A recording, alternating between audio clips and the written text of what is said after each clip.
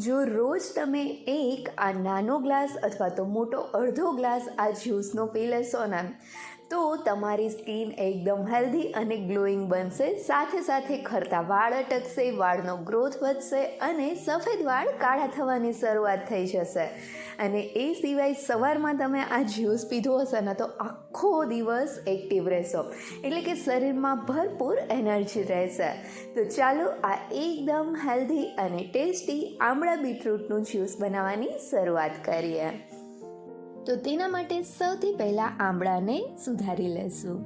આ આમળા vitamin C, vitamin A, antioxidants, carotene, fibre અને ખનિજ તત્વોથી ભરપૂર હોય છે, જે સ્કિન અને વાળ માટે ખૂબ જ ફાયદેમંદ છે. એ સિવાય આંખ, પાચનતંત્ર અને હૃદય માટે પણ ફાયદેમંદ છે અને સાથે સાથે રોગપ્રતિકારક શક્તિ પણ વધારે છે. આમળા સુધારાઈ જાય ત્યાર પછી લીલી હળદરનો નાનો ટુકડો લઈ લીલી હળદરની છાલ કાઢી લેશું અને તેને પણ નાના ટુકડામાં સમારી લેશું.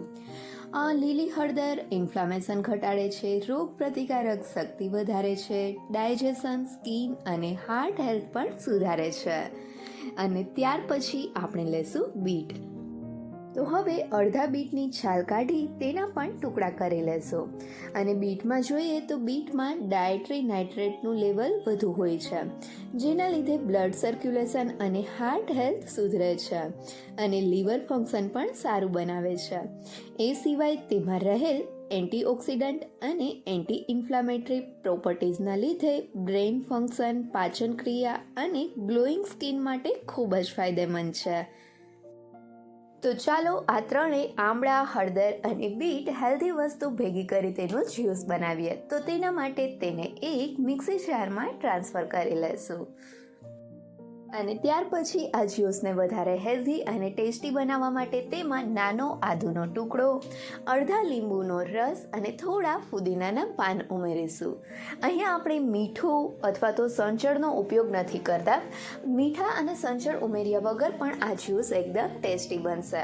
અને તેની સાથે જ તેમાં અડધાથી પોણા કપ જેટલું પાણી ઉમેરીશું અને હવે આ બધી જ વસ્તુને સરસથી ગ્રાઇન્ડ કરીને તેનું જ્યુસ તૈયાર કરીશું.